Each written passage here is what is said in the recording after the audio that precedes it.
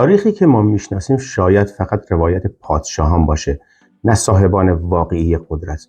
ما معمولا اسم کوروش، داریوش، آستیاک و اسکندر رو میشنویم، اما پشت همه اینها یک چیز دیگه وجود داشت: قدرت پنهان خاندان‌هایی که نامشون کمتر گفته شده، اما تصمیم‌هاشون امپراتوری‌های بسیاری رو ساخت و ویران کرد. در قسمت اول این ویدیو از تاریخ رسمی عبور کرده و به پشت صحنه قدرت نگاه می‌کنیم و خواهیم دید چگونه قبایل آریایی، اشراف مادی و خاندان‌های پارسی در طول هزاران سال نقشه قدرت رو در ایران تغییر دادند. درود دوستان، من ارسلان هستم و منم بهاره. به کانال رئال هیستوری خوش اومدید. اگر بخوایم بحثمون رو از آغاز تاریخ سیاسی ایران شروع کنیم، باید اول به پادشاهی ماد برسیم.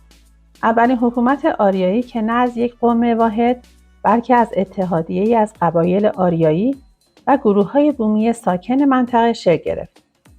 این قبایل از دوران ماد قدرت گرفتن و بعدتر در دوران هخامنشیان، اشکانیان و ساسانیان حوزه نفوذ و تعداد خاندان‌های قدرتمندشون بیشتر شد.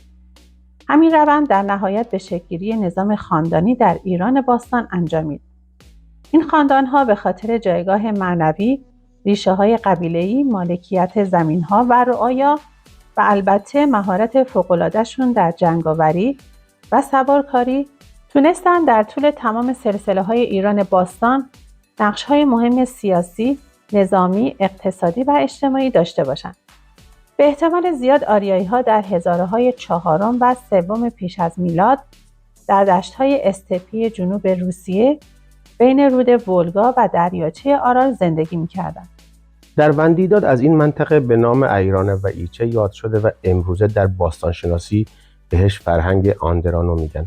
زندگیشون مبتنی بر شبانی بوده و کم کم تحت رهبری سران قبایل خودشون به سمت خوارزم و سوق در آسیای مرکزی کوچ کردند و در طول هزاره دوم پیش از میلاد به تدریج وارد ایران شدند و در شرق دریای خزر و دامنه‌های زاگرس مستقر شدند. ساختار اجتماعیشون قبیله‌ای بود و رهبران قبایل جایگاه ممتاز معنوی، سیاسی و اجتماعی داشتند. درون این جامعه یک نظام ریشه‌دار از ساختار اوستایی وجود داشته با عنوان‌های خانه، ده، طایفه و کشور. یعنی حتی اون زمان هم ساختار اجتماعی کاملا تعریف شده بوده. وقتی آریایی‌ها در شرق زاگرس مستقر شدند، آشوری‌ها شروع به حملات مداوم به شمال زاگرس کردند. نتیجهش چی شد؟ ایجاد اولین حکومت ایرانی به رهبری دیاکو که از اتحاد طوایف مادی و قبایل ساکن در منطقه شکل گرفت. حالا جالب اینجاست که هرودوت اسم این قبایل ماد رو گفته، اما منابع آشوری نه. با این حال آشوری‌ها اشاره کردند که مادها دو دسته بودند. گروهی نزدیک به آشوری‌ها در مناطق شمالی و میانی زاگرس و گروهی که مادهای دوردست نامیده شدند که احتمالاً در منطقه همدان و تهران زندگی می‌کردند. با فشار آشوری‌ها قبایل مختلف مادی و شاید اقوام بومی همراهشون برای دفاع متحد شدند و پایه‌های حکومت فدراتیو شکل گرفت. حکومتی که رهبران قبایل در اون نقش اصلی داشتند. در کتیبه‌های آشوری از ویسپتی‌ها یعنی خداوندان ده نام برده شده که به نظر میرسه همون سران محلی بودند که تبدیل به اشخاص صاحب مقام و به تدریج به طبقه اشراف و حکومتگر تبدیل شدند. این امتیازات و جایگاه سیاسی و معنوی اونا که ریشه در فرهنگ قبایلی داشت، به اونا فرصت داد که به تدریج نقش‌های عمده‌ای در تحولات گوناگون سیاسی، نظامی، اقتصادی و اجتماعی، به خصوص در فراز و فرود سلسله‌های ایرانی در دوره باستان داشته باشند. در این ویدیو ما تلاش می‌کنیم با تکیه بر منابع داخلی و خارجی و پژوهش‌های تاریخی نقش همین خاندان‌های کهن رو در تحولات سلسله‌های ایران باستان بررسی کنیم. در گزارش‌های بین‌النهرین و منابع آشوری در سده 8 و 7 پیش از میلاد مادها همیشه با صفت نیرومند توصیف شدند. اما نکته جالب اینجاست، در این منابع هیچ عنوان رسمی سیاسی برای مادها دیده نمیشه. حتی از دیاکو فقط به عنوان یک فرمانده نام برده شده. به گفته هرودوت در قرن 7 پیش از میلاد تقسیم بندی بین مادها بر اساس پیوندهای قبیله‌ای بوده و حتی تا پایان این قرن سپاه مادی یک ارتش متحد دائمی نبود بلکه مجموعه‌ای از نیروهای قبایل و خاندانها بود که در صورت نیاز با فرمان رهبر قبیلهشون به خدمت شاه می اومدن. این وضعیت تا زمان کیاکسار یا همان هوخشتره ادامه داشت و قدرت پادشاه همچنان متکی به سران قبایل و خاندانهای مادی بود که روز به روز بر دامنه نفوذشان افزوده میشد. بر اساس گفته هرودوت او اولین کسی بود که تقسیمات لشکری و نظم نظامی رو در ماد ایجاد کرد. سربازها را به نیزه‌دار، کماندار و سوار نظام تقسیم کرد و تلاش کرد وابستگی ارتش به قبایل رو کاهش بده. هرچند با توجه به وضعیت سیاسی منطقه و حضور قدرتمند آشور و نیاز ماد به حمایت قبایل، این روایت ممکنه 100% دقیق نباشه. اما یه چیز روشنه. در سقوط آشور در سال 612 پیش از میلاد که با همکاری بابل انجام شد، خاندانهای قدرتمند مادی نقش اصلی رو بازی کردند. هلن سانسیسی، یکی از پژوهشگران مهم تاریخ ماد، تأکید میکنه که به دلیل نبود نشانه‌ای از یک پایتخت مشخص برای ماد مثل همدان توصیف شده توسط هرودوت، احتمالاً مادها تا پایان فرمانرواییشون همچنان متکی به سران همین قبایل و خاندانهای بزرگ باقی موندن و هرگز به یک حکومت کاملا متمرکز تبدیل نشدند. در شکست دولت آشور به وسیله مادها، سران قبایل و خاندانهای بزرگ مادی نقش اساسی را بازی کردند و به دنبال این پیروزی غنایم بسیاری به دست آوردند. به گونه‌ای که ثروت اونا بعدها در بین اقوام عهد باستان ضرب‌المثل شد. مالکیت زمین‌های کشاورزی گسترده و کسب این ثروت‌های انبوه روز به روز قدرت سیاسی و اقتصادیشون را افزایش داد.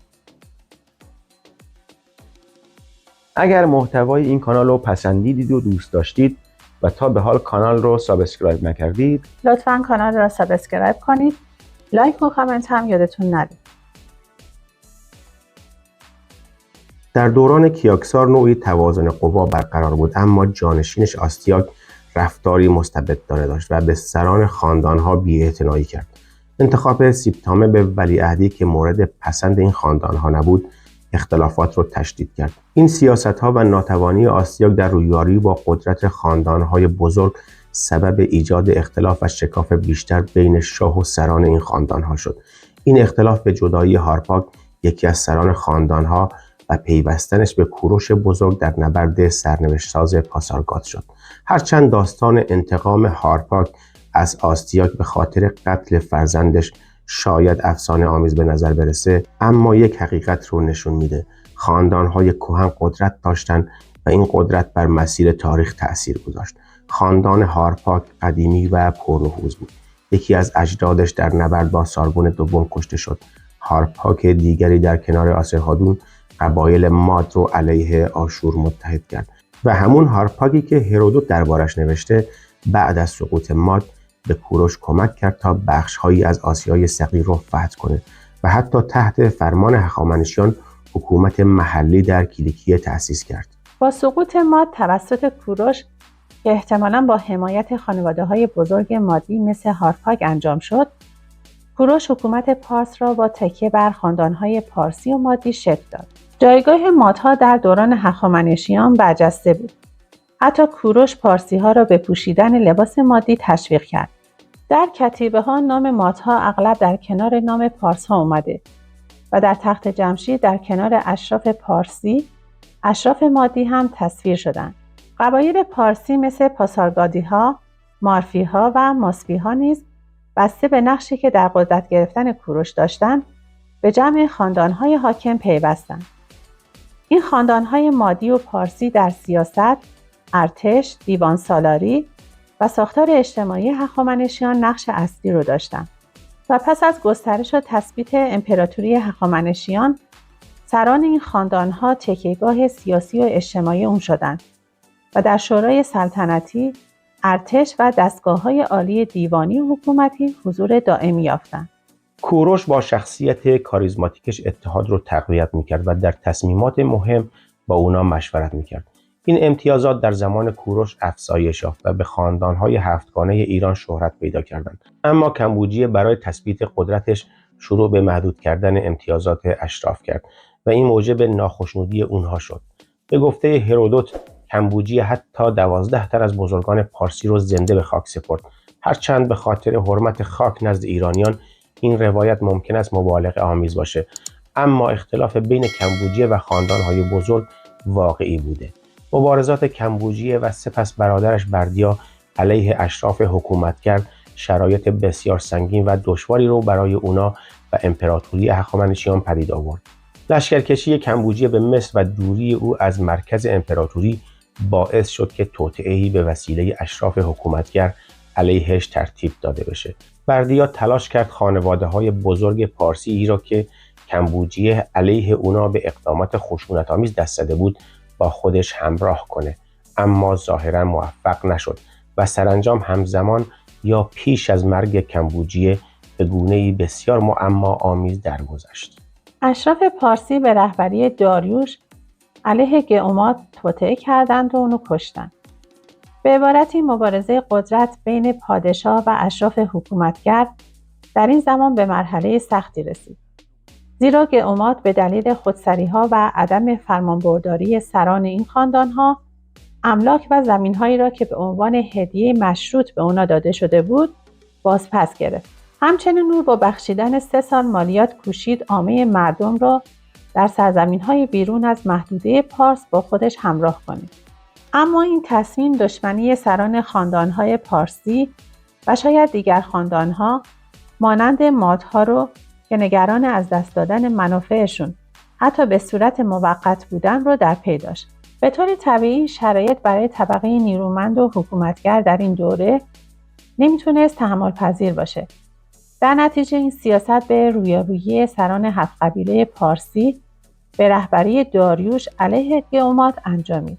منابع گوناگون قتل گئومات رو به روش‌های مختلف بیان و توجیه می‌کنند، ولی همه اونا معتقدند که کلیه قاتلان گئومات نمایندگان اشراف قبیله‌ای بودند و جایگاه ممتازی در دربار داشتند. خود هرودوت نقل می‌کنه که در جلسه برنامه‌ریزی حمله هنگامی که اوتانس برای ورود به کاخ اظهار نگرانی کرد، داریوش در پاسخش گفت کمترین مشکلی برای عبور از محل نگهبانان وجود نداره، چرا که هیچ کس نیست که از سر احترام به مردانی در ردیف و مقام ما درهای کاخ رو برای ما باز نکنه. و واقعا هم همینطور شد. نگهبانها درها رو باز کردند. بعضی از خارجگان مقاومت کردند و کشته شدند. گئومات هم سرنگون شد. پس از این واقعه امتیازات اشراف دوباره تثبیت شد و تا پایان حکومت هخامنشیان ادامه یافت. کسانی که با داریوش مخالفت کردند از امتیازات محروم شدند و حتی 9 تن از سران خاندانهای قدیمی از پارس، ماد و ایلام کشته شدند. اما خاندانهای 7گانه پارسی وفاداریشون رو حفظ کردند و در بالاترین مناصب باقی موندن. تنها یه بار موقعیت اونا به خطر افتاد، اون هم زمانی بود که کوروش کوچک با همکاری مزدوران یونانی علیه اردشیر دوم که پشتیبانی اشراف پارسی رو به همراه داشت شورش کرد.